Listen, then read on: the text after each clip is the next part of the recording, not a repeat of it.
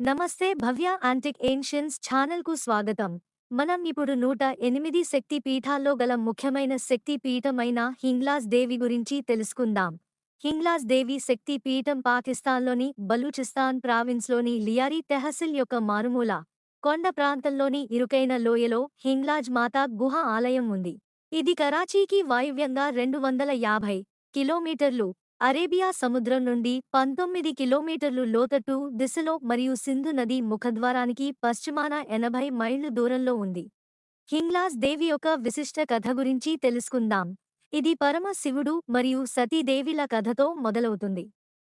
ఒకానొక కాలంలో దక్ష మహారాజు ఉండేవారు. ఆయన కూతురే ఈ సతీదేవి. ఆమె దక్షుడికి ఎంతో శత్రువు అయిన శివునిపై ఆకర్షితురాలైంది. చివరికి ఒకరోజు శివుడు మరియు సతీ వివాహం చేసుకున్నారు. వీరి ఇరువురి వివాహం దక్షుడిలో శివుని పట్ల ఉన్న ద్వేషాన్ని మరింత పెంచింది.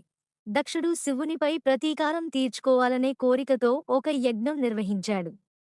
ఆ యజ్ఞానికి అన్ని దేవతలను ఆహ్వానించాడుగాని శివసతులని మాత్రం ఆహ్వానించలేదు. ఆహ్వానం లేకపోయినా తండ్రి చేసే యాగానికి వెళ్లాలనే సతీ కోరిక తగ్గలేదు. ఆమె తన కోరికను శివునితో వ్యక్తపరిచింది. శివుడు ఆమెను వెళ్లకుండా ఆపడానికి ఎంత ప్రయత్నించినా ఆమె పదే పదే కోరడంతో చివరికి అనుమతించాడు. సతీ తన తండ్రి నిర్వహించిన యజ్ఞానికి వెళ్ళింది. కాని అక్కడ ఆమెకు తగిన గౌరవం లభించలేదు.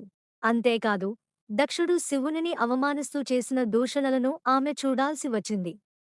ఈ అవమానంతో తీవ్రంగా బాధపడిన సతీ తన తండ్రిని శపించి అగ్నిలో తానుగా ఆత్మాహుతి చేసుకుంది.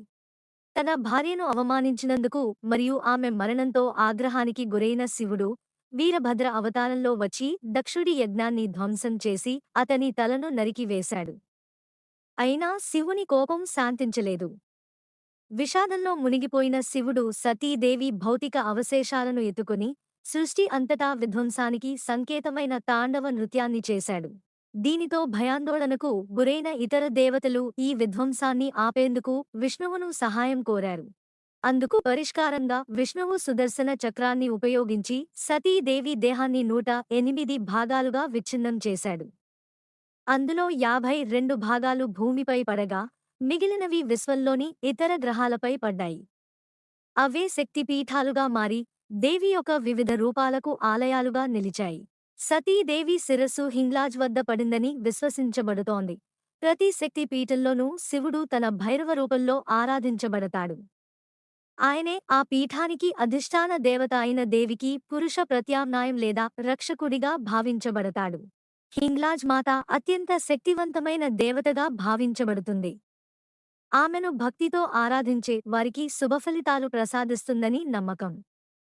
హింగ్లాజ్ ఆమె ప్రధాన ఆలయంగా ఉన్నప్పటికీ ఆమెకు అంకితమైన ఆలయాలు పొరుగున ఉన్న భారతీయ రాష్ట్రాలైన గుజరాత్ మరియు రాజస్థాన్లలో కూడా ఉన్నాయి. హిందూ శాస్త్రాలలో, ముఖ్యంగా సంస్కృత గ్రంథాలలో ఈ ఆలయం హింగుల, హింగలాజ, హింగ్లాజ అనే పేర్లతో ప్రసిద్ధి చెందింది. ఈ దేవిని హింగ్లాజ్ మాత, హింగ్లాజ్ దేవి, హింగులా దేవి, కొట్టారి లేదా కొటవి అని కూడా పిలుస్తారు. సతీదేవి శిరస్సు హింగ్లాజ్ మాతగా ఎలా ప్రసిద్ధి చెందింది అంటే, పురాణ కథనాల ప్రకారం సతీదేవి దేహం విష్ణువు సుదర్శన చక్రంతో విభజించబడినప్పుడు ఆమె శిరస్సు పడిన స్థలం. కాలక్రమంలో ఆ ప్రాంతంలో నివసించిన ప్రజలు, తంత్ర సంప్రదాయాలు మరియు సంస్కృత, ప్రాకృత భాషల ప్రభావంతో సతీదేవి అక్కడ హింగ్లాజ్ మాతగా పూజింపబడింది. హింగ్లాజ్ అంటే సంస్కృతంలో సింధూరం లేదా ఎర్ర ఖనిజంను సూచిస్తుంది. దేవీ శక్తికి ఎర్రరంగు ప్రతీకగా భావించబడుతుంది. అందువల్ల ఆ సతీదేవిని హింగులా దేవి లేదా హింగ్లాజ్ మాత అని పిలుచుకుంటారు. ప్రాచీన భారతదేశపు విజ్ఞానానికి, ఆధ్యాత్మిక శక్తికి నిలువుటద్దం ఈ హింగ్లాజ్ దేవి శక్తిపీఠం. ఇలాంటి మరెన్నో అద్భుతమైన, రహస్యమైన ప్రాచీన విషయాల కోసం మన భవ్య యాంటిక్ ఏన్షియన్స్ ఛానల్ని ఇప్పుడే సబ్స్క్రైబ్ చేసుకోండి. మరియు వెంటనే మీ ఫ్రెండ్స్కి షేర్ చేయండి. అలాగే మీకు ఈ కథ నచ్చినట్లయితే మీ అభిప్రాయాన్ని కామెంట్ రూపంలో తెలియజేయండి. ధన్యవాదాలు.